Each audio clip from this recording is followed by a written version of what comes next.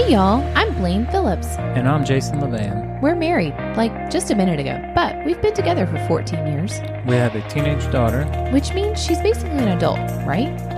We're also growing a business on the side together. Wow, that's a lot. Yeah, that's a lot. Through all of that, we've learned how to improve so many aspects of our lives and show up in an amazing way. So we decided to host a podcast to share our journey with you. It's called Let's Do Life Together, because that's just what we want to do with you. So if you could use some tips and tricks on how to make life a little smoother, then you're in the right place. Come on in and let's do life.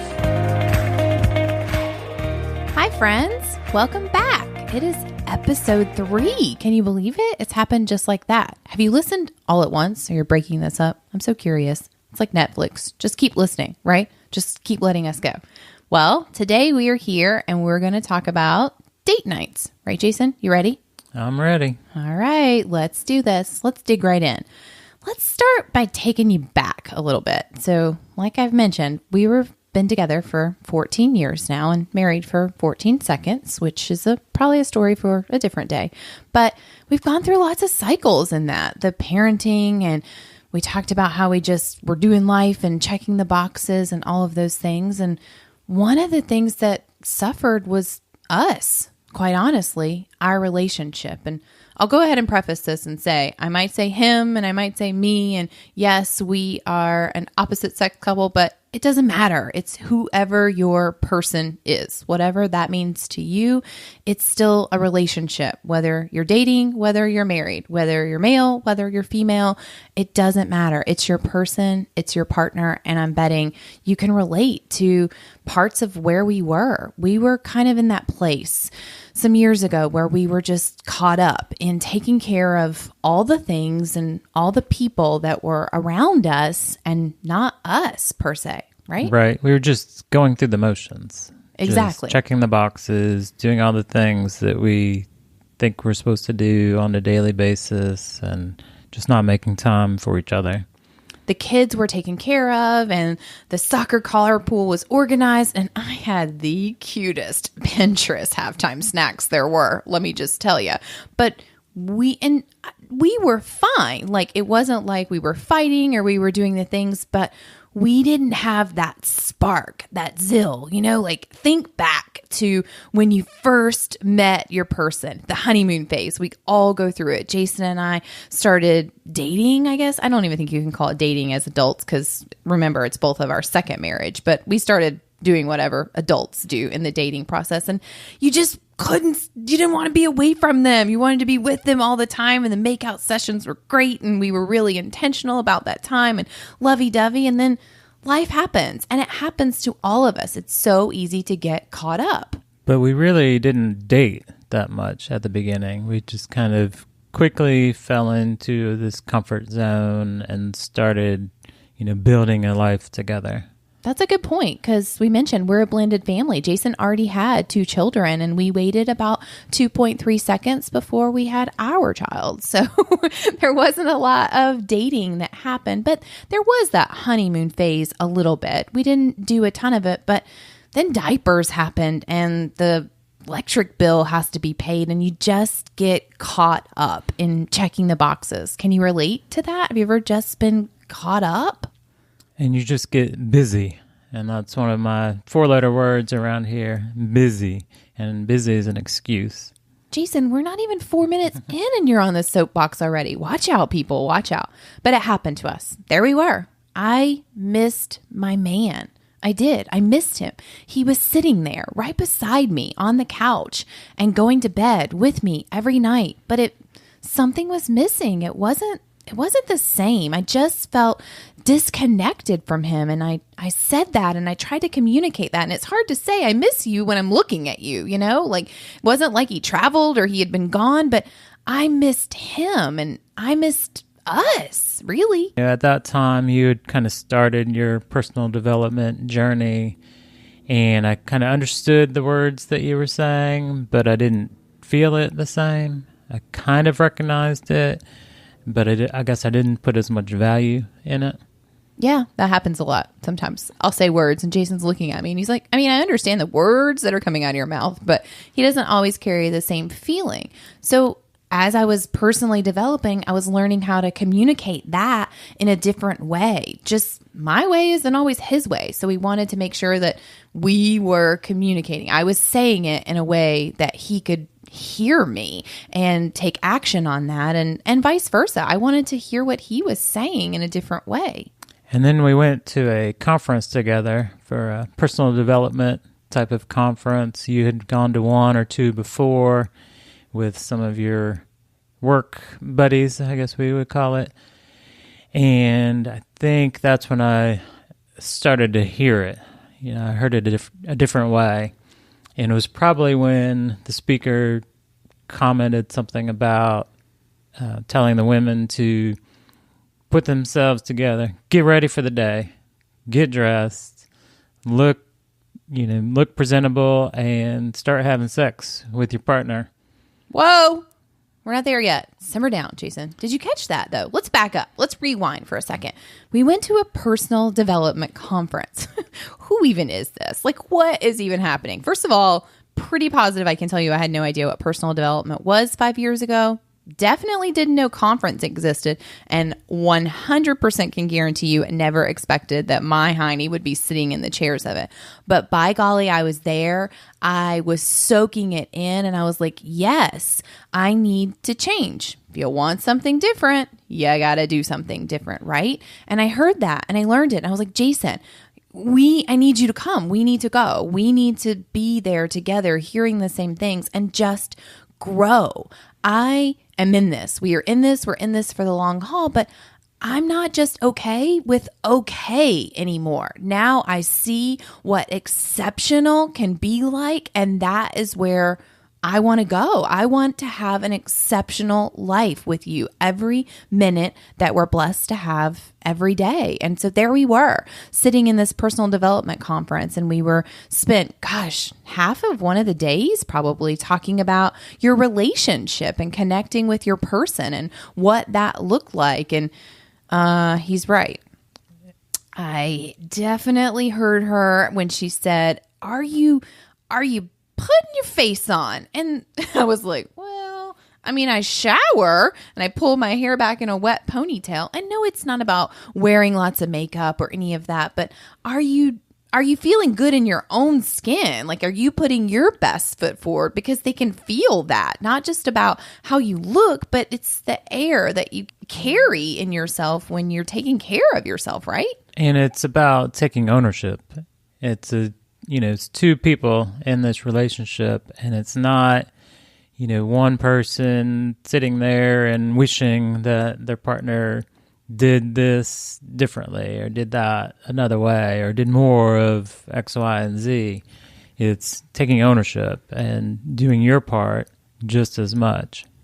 That's a good point. And a couple years ago, that would have stung me a lot harder than it stung me now, because I will raise my hand and be the first to tell you that I spend some time saying, I just wish Jason would fill in the blank. If Jason could just, whatever. Well, what was I doing? I had to handle my own business first and make sure that I was being the best version of myself. And so there we were. We heard it. She talked about it. And then she talked about the concept of date nights. She's like, when's the last time you had to raise your hand, I think? Like, when's the last time you went on a date night with your person? Crickets. Literal crickets. Jason and I just kind of sat there. I don't think we had an actual answer to when the last time we carved out a time in the week to make time for us.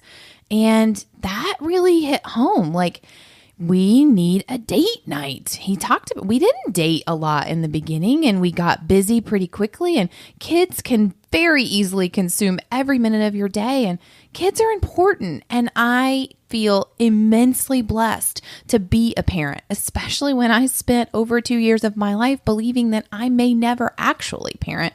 That's another infertility story for another day, but it is a blessing, and I'm grateful. And she is a focus, but she's not the number one focus, because it's our jobs to be her best parents, but we're going to raise her, and she's leaving. She's going to leave this house one day sooner than I may want. And then it's just me and Jason, which is really kind of exciting and sad and all the things. But I don't want that time to come and me look over at him and not have a clue who he is or feel connected to him. You don't want to have a roommate. You want to have a partner. And it's very easy to get on the track of we're just roommates. Yeah, we were there. I said that. I said those exact words to Jason. I said, I kind of just feel like we're roommates. And I said something one day that hurt to say, and maybe he can say this if it hurt to hear, but I looked over and I said, I'm not sure if I can tell if you would care if I was here when you woke up tomorrow morning. Like, that's just how disconnected we were. And that was hurtful to say. It was hurtful for me to feel. And I don't know. How did you receive that? Like, what did you hear? I think it's those kind of moments where you have to hear it in the right time and you have to be prepared. And the personal development goes a long way with that. But you can say the same things over and over again, year after year. And one day, it's just going to kind of click and sync. And then you'll say, okay, now's the time to act differently and stop talking about it. And that happened for us. I mean, we were filled with excuses. You can make all the excuses in the book why you can't have a date night. There's no time. There's no money. Who's going to take care of the kids?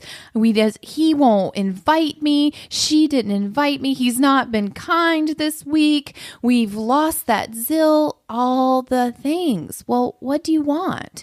Do you want to be in your relationship? Do you want it to be phenomenal? Then you have to get out of your own way and just make it happen.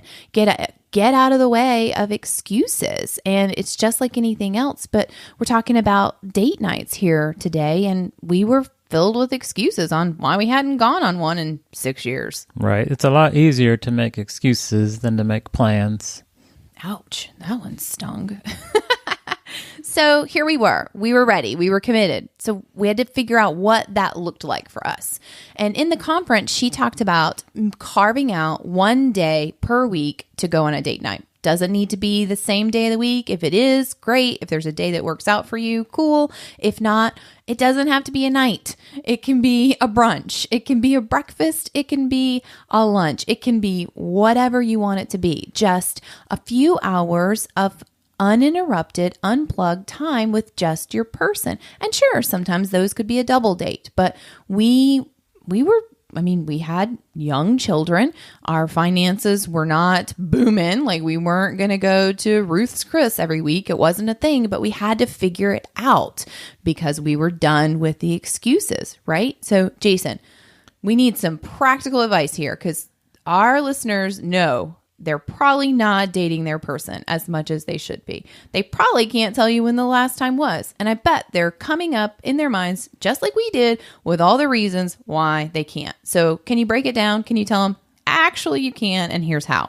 Well, and it's not that hard, really. So it starts with actually making the time, carving out the time, not just setting an intention, but putting it in the calendar. We live by, a shared calendar here. I'm sure most couples, have some sort of calendar where they're tracking where their kids are doing and who has practice and what time and where and which game or competition or, picking up from school or doctor's appointments. All those things go in the calendar. You have to keep track of life. Google Calendar is life over here. Ours is synced, and I can see what he's doing and he can see what I'm doing. We have work and we have side businesses and we make time for that. And that's date night is just part of that. So if we put date night on the calendar, nothing else goes in that block. And it really doesn't have to be that difficult either. It doesn't have to be a date night out. It can be a date night in. And for us, that means what we call banish the kids. So, they get to take the laptop into their room and watch a movie on Netflix while the adults have, the rest of the house to themselves. And we'll have, maybe dinner and a glass of wine and watching a show or talking, whatever it is. It's just time that you're disconnected from the rest of the world and you're giving your partner that attention. That didn't cost a dime. And if you make it fun, the kids will be excited. It's like Sienna's greatest thing since sliced bread. If we say, you're going to get banished tonight because we have in-home date night, she's like, banishment for the win. And she goes in her room and she watches TV and she knows she's already had her shower. She's already had her dinner. And now she has that couple hours to herself and we have it to ours. Take the picnic blanket out back and lay it in the yard and enjoy a picnic. Just have that time with your person. And date night out doesn't have to be, extravagant either. I think I would say try to mix it up a little bit. We had a pretty good date night streak of going to Whole Foods every week. Our Whole Foods has a little pub bar area, so we can get a pint, get some food off of the hot bar or those chips and guac that you love. Oh, how I love a Whole Foods date night. We keep it classy over here, people. But it's simple, and it's just the same thing. You disconnect, you go, make the time, look at your partner, talk about whatever's on your mind. You can talk about the kids. You can talk about work, side business. You can talk about whatever is important at that time. Remember why you fell in love with that person. What excites you about them? Look forward to that date night. When you're going out, it can be a walk around a trail. It doesn't have to cost money. I'm going to keep talking about that because that's a big excuse that lots of people make, but it doesn't have to. It's just being with your person and being connected. You can find a friend to swap time with. Hey, can you watch my kids on Tuesday and I'll watch your kids on Wednesday because I'm going to have some time with my husband, with my person. We're going to, I don't care if you send your kids to the neighbor's house and you stay home and have the swankiest, sexy moments for the next 3 hours that even matter. I don't care. That's time with your person. You're not on your phone checking social media. You're not watching television. You're not being a mom and changing a diaper. You're just spending time with your person and building that gap back, getting rid of that disconnect. I mean, we had excuses, but we started doing it. And oh man, I learned new things about him that he wasn't sharing. And it not because he wasn't sharing them. We were doing the laundry and we were taking care of other things. And I got to hear things about his day and his life and his thoughts and his dreams. No, his actual dreams. Jason's a dreamer.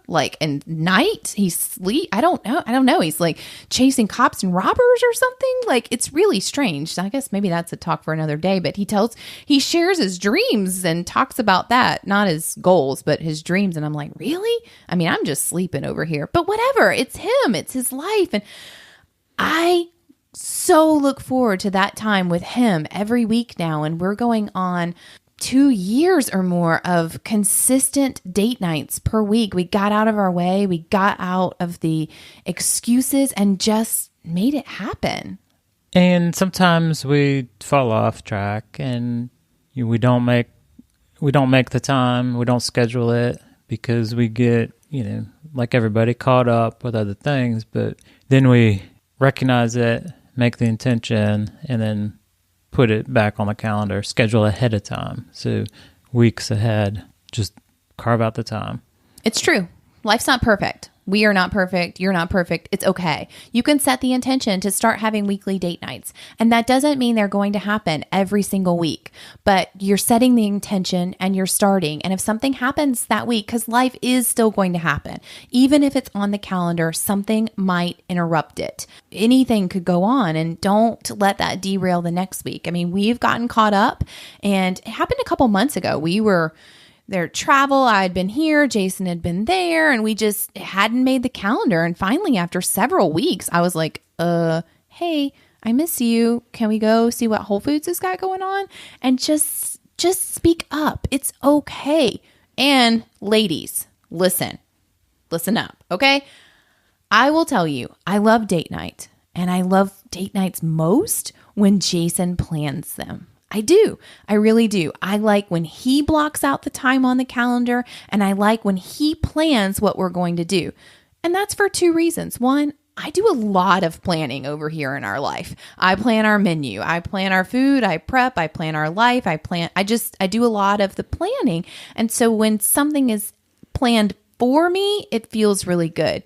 Secondly, it also makes me just feel special. It makes me feel like he looks forward to that date night and he wants to do it. And I love it, but it doesn't always happen. I mean, he does plan the majority of our date nights, but you can't sit around and wait for him to do it. If it's something that you want done and it's been a few weeks and you've fallen off for whatever reason, just plan it.